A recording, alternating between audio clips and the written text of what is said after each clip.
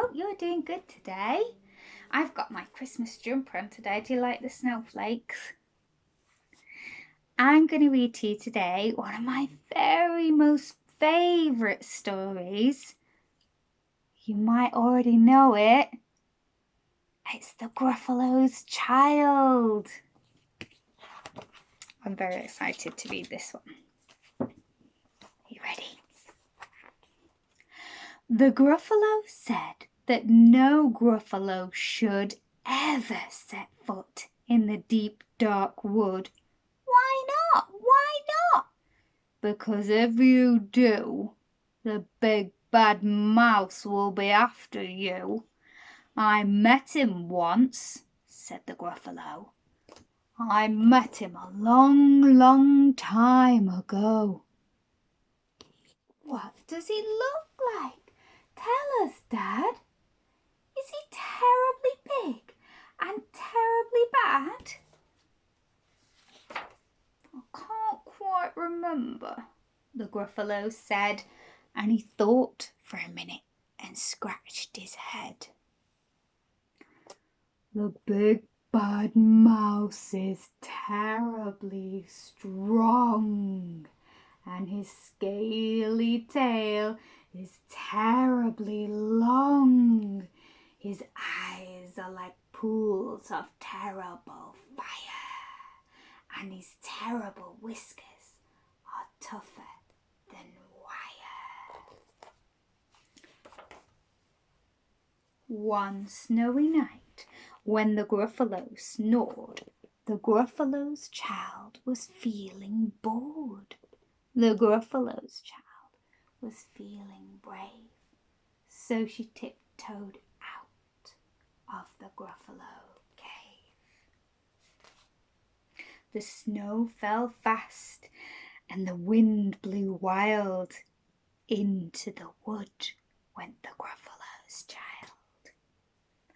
Aha! Oh-ho! A trail in the snow.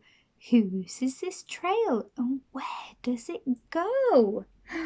A tail poked out of a log pile house. Could this be the tail of the big bad mouse? Out slid the creature. His eyes were small and he didn't have whiskers. No, none at all. You're not the mouse.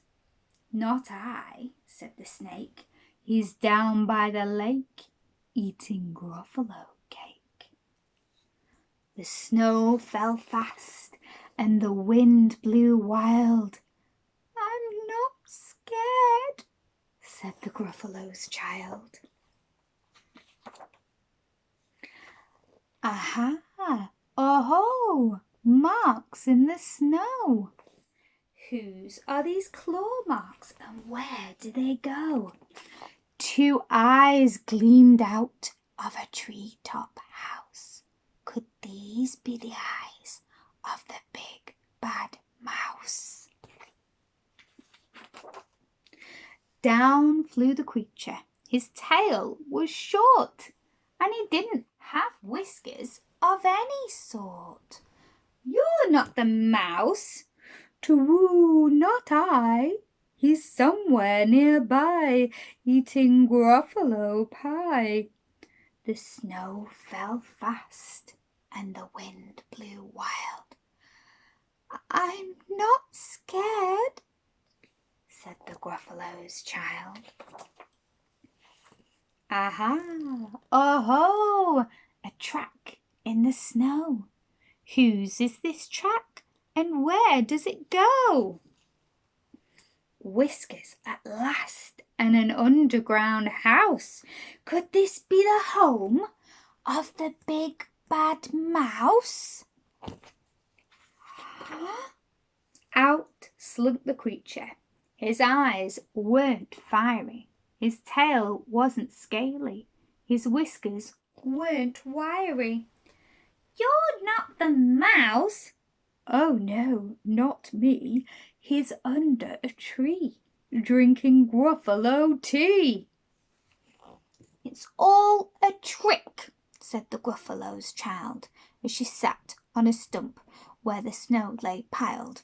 "I don't believe in the big bad mouse." But here comes a little one out of his house. Not big, not bad, but a mouse at least. "You'll taste good as a midnight feast." "Wait," said the mouse. "Before you eat, there's a friend of mine that you ought to meet. If you'll let me hop onto a hazel twig, I'll beckon my friend so bad and big." The Gruffalo's child unclenched her fist. "The big bad mouse, so he does exist." The mouse hopped on into the hazel tree. He beckoned, then said, "Just wait and see." Out came the moon. It was bright and round. A terrible shadow fell onto the ground.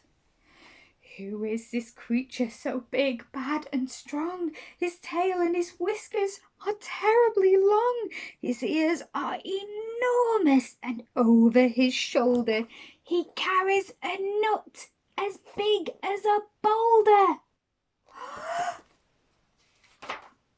"The big bad mouse!"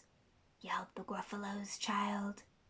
The mouse jumped down from the twig and smiled. "Aha! Oh-ho! Prints in the snow. Whose are these footprints, and where do they go?" The footprints led to the Gruffalo's cave, where the Gruffalo's child was a bit less brave. The Gruffalo's child was a bit less bored, and the Gruffalo snored and snored and snored.